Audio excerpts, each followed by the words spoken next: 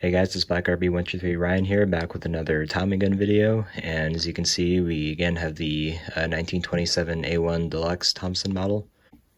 And this video is going to be a little more on the educational side. I wanted to compare and explain the differences between the 1927 A1 model versus the older models of the Thompson.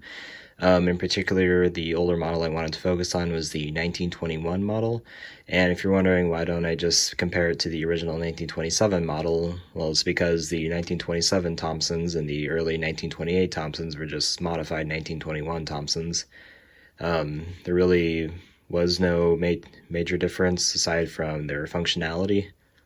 And as you can see, I don't have a 1921 model with me, mostly because I don't have $30,000 just lying around, but I'm going to do my best to substitute with screenshots, explanations, and maybe the occasional clip.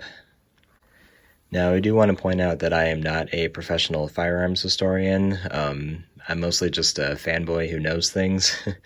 And while I make no guarantee that I'm going to cover every difference, I am fairly confident that I'll get most of them. But regardless, I figure let's have some fun. I'll go over the gun. I'll probably start with the major differences and maybe move on to some of the minor ones, starting with the outside of the gun, then the inside. Now, starting off with probably the most obvious difference is the barrel length. It really is astounding how many differences Auto Ordnance put in order to convert this from a submachine gun to a semi-automatic carbine. But federal law states that a carbine is a rifle with a barrel of 16 inches, and that's what we have here. Legally speaking, a rifle would have a longer barrel, or what's ironic is that this barrel already is longer than a lot of modern rifles we have. Although granted, Auto Ordnance does now sell Thompsons with the original 10.5-inch barrel length. Those are registered as an SBR instead of a carbine. And also this cuts compensator here. I mean, this isn't hugely significant, but the original 1921 Thompsons, if it had a cuts compensator, would be considered a model of 1921 AC. The original Thompson designs did not feature the compensator. That didn't happen until later. Something else to note about the compensators is that the original Colt Thompsons had a lot more markings on them, including a serial number, but this one, it's pretty minimal. It got the Thompson logo, it got the regional US patent mark on here, and that's pretty much it. Although, aside from the barrel length, I'm pretty sure this all remains the same. Really, the only difference is the length here and the solid piece, not including the barrel fins. All right, now taking a look at the vertical front grip. The design and the material, I believe, is the same. It's still a good walnut foregrip. The major difference I notice is this piece of metal that's connected to the bar of steel. Original Colt Thompsons had that metal extend upwards. It wasn't attached to the barrel. It just made contact with it. They've removed that. In retrospect, that might have been so they could fit the barrel on easier without that getting in the way. And for those of you that are aware of the horizontal foregrip, that didn't come into play until the 1928 A1 model. Although I'd be curious as to whether the older Colt Thompsons were compatible with that. My guess would be maybe. All right, and the second most obvious difference I would say is in the stock. The Thompson nerds among you probably noticed that this is not the original quick detachable stock design. This design came from the M1 Thompson and was later used in the M1A1, and they since, how should I put this, revived that design and use it as their default stock on their Thompsons. Now granted, you can still buy Thompsons with the quick detachable stock, but that's definitely more uncommon than this. And to be fair, it's kind of understandable why. I mean, there isn't a huge difference for you to take the stock off in the first place, but if you wanted to, you can still remove these two screws and just pull it off. Now, taking the stock off for a better look, I actually will say if you wanted to disassemble the gun on the original Colt Thompsons, then you would have to take the stock off because it'd be blocking this button right here, which is your main disassembly button. Here's a closer look at the stock. Yeah, it's obviously missing the central hardware that was in here. And this cutout leaves this design a bit more minimal than the original, which obviously saved money. Still has the reinforcement bar. This backplate is a very simple design, just a steel backplate screwed on. The original Thompsons had a much more complicated stock design. Now moving on to the lower receiver and the trigger frame. With the stock removed, you can see it's missing the rail system that would support the detachable stock, as well as the cutout that the latch would fit in. It's been replaced by this lug right here that holds the bolt in. Now, the lower receiver itself actually remains fairly faithful. There are only a few small differences.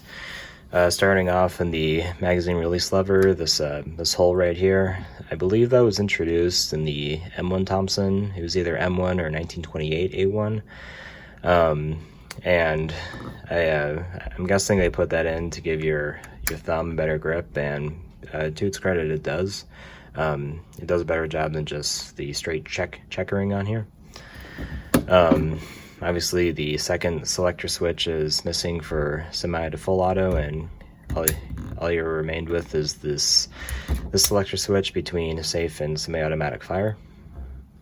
And by extension, on the pivot plate, the third tab or bar of steel that would be keeping spring tension on the full auto selector switch, that has been removed entirely. Down here it says Thompson semi-automatic carbine and caliber 45 automatic cartridge. Now the original Thompson had quite a bit more information on the side markings, although granted now that auto ordnance is more independent and this is just a semi-automatic carbine, the information can be a lot more minimal.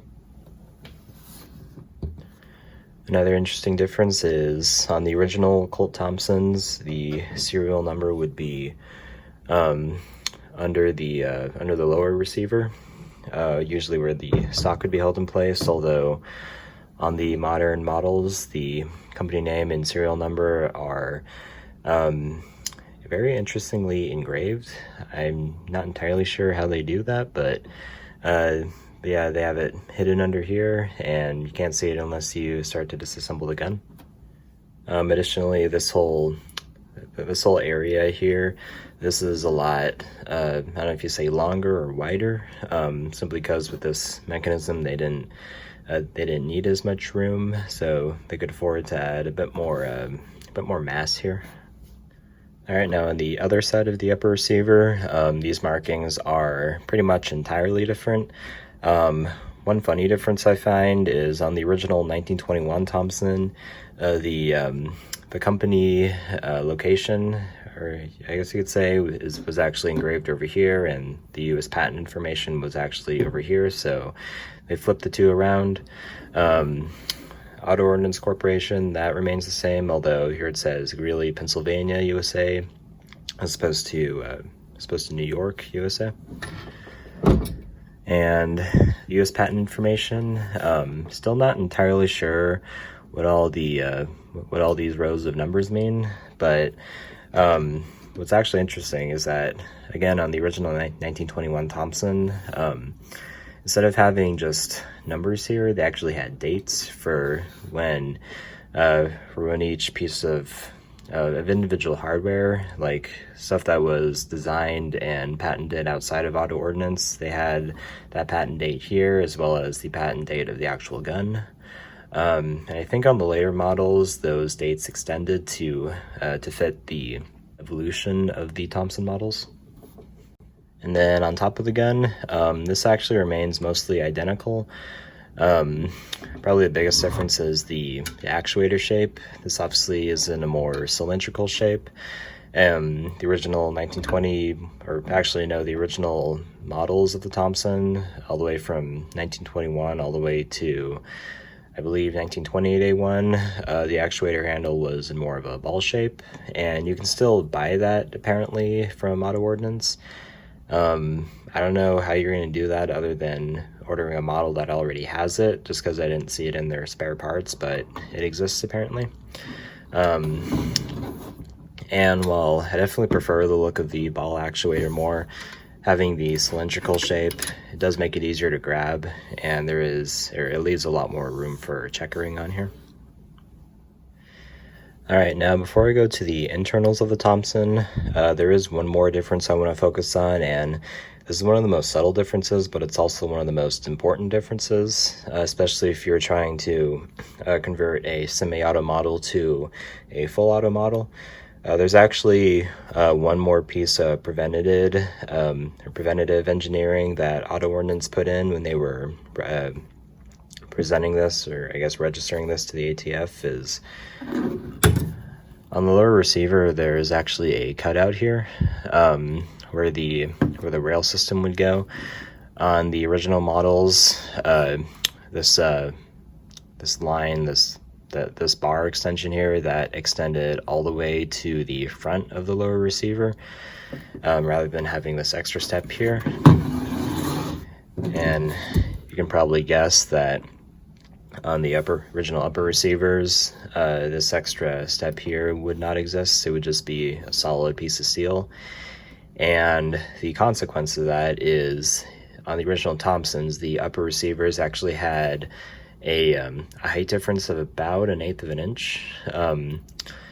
Don't quote me on that exactly, but I do know that because of that difference, the way that the magazine wells line up basically makes it so interchanging the receivers on older models is impossible, unless you're an expert gunsmith and can heavily modify these receivers to make them compatible. You're not going to take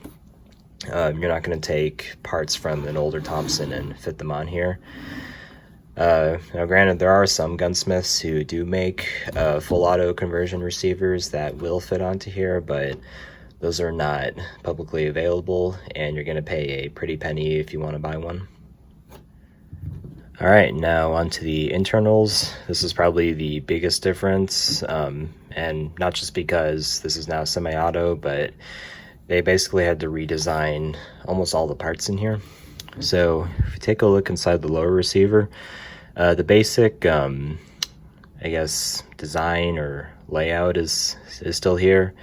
Got the trigger down here, and then that lifts up on the sear back here. So you get this kind of teeter-totter system. I don't know what else to call it. That still remains the same. I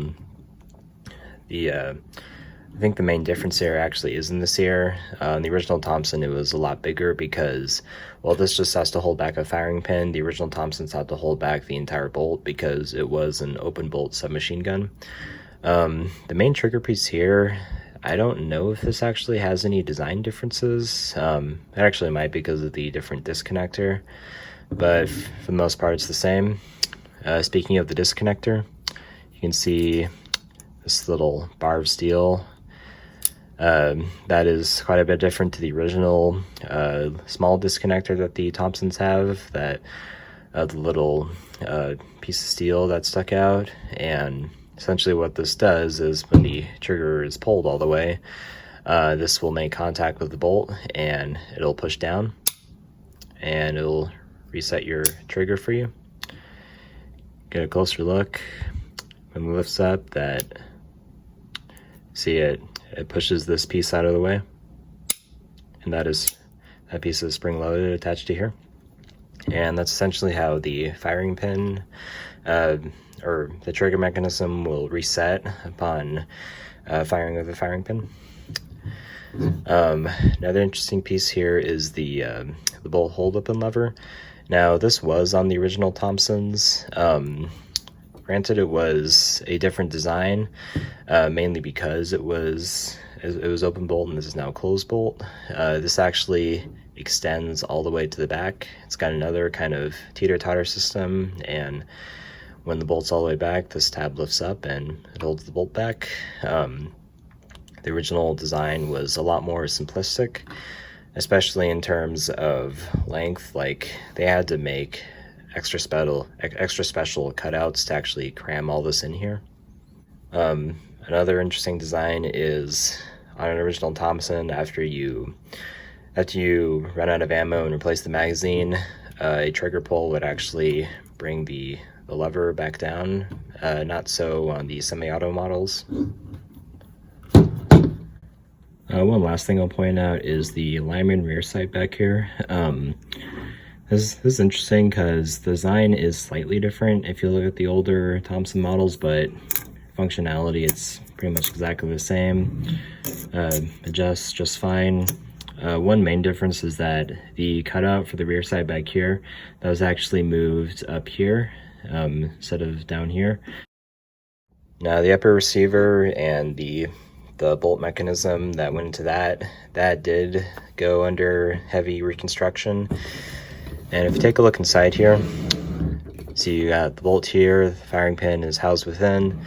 You got two twin recoil springs and guides, and then your firing pin spring is down here.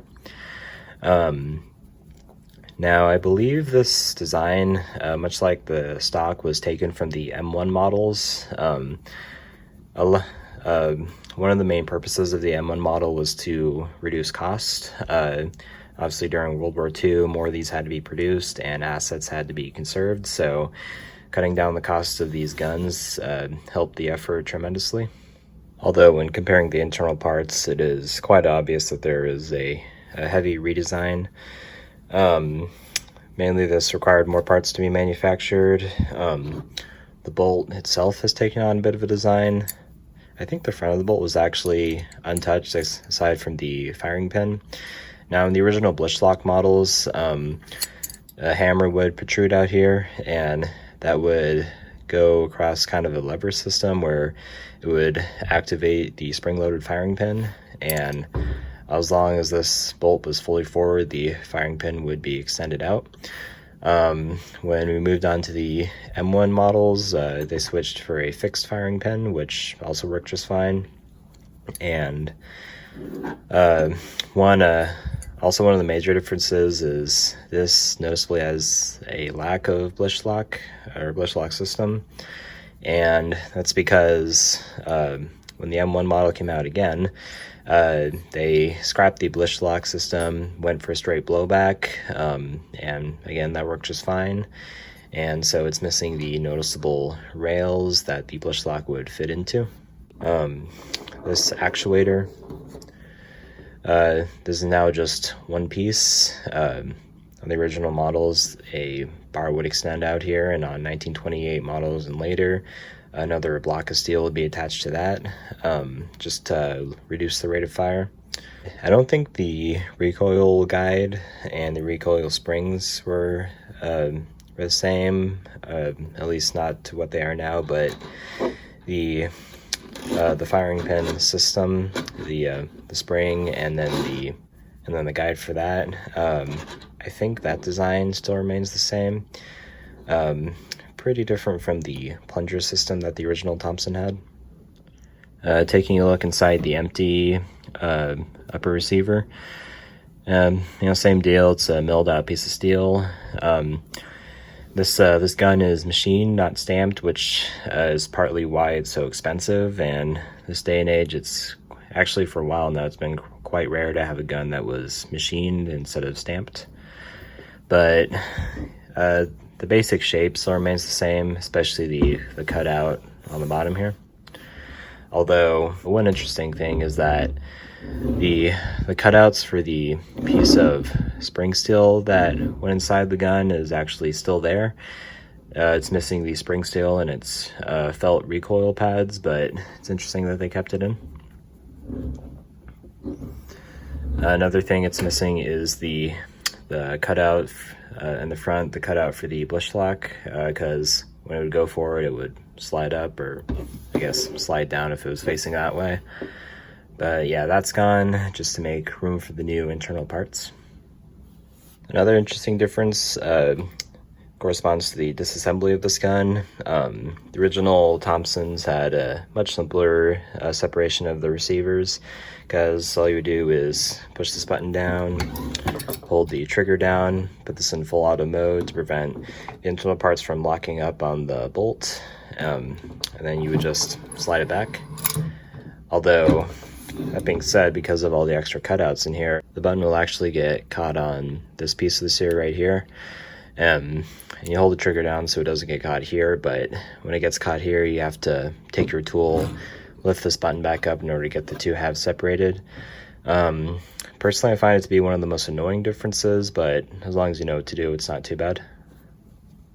Now, in terms of the magazines, I don't think, as far as the stick magazines go, I don't think there is any difference. I could be wrong, though. Although with the drum magazines, because of that difference in height right there, I don't think these drums that were built for the 1927 A1 model, I don't think they'll work on the older models of Thompsons. Again, I could be wrong, but the Auto Ordnance website says the drums won't work on the older models, and I'm guessing that's the reason why. So yeah, those are the main differences between the 1927 A1 Thompsons and the original Colt Thompsons. Again, I make no guarantee that I covered every difference that there is to see, although I'm fairly confident I covered the main ones. As far as design goes, I do prefer the look of the older Thompsons, although I will say I have grown a bit attached to the longer barrel design on the semi-auto carbines. The only thing I wish is that I waited a little longer till Auto Ordnance came out with their SBR models, because if I could get one that looks almost identical to the original Thompsons, that would have just been awesome. Alright, well, I think that's it. Thanks for watching.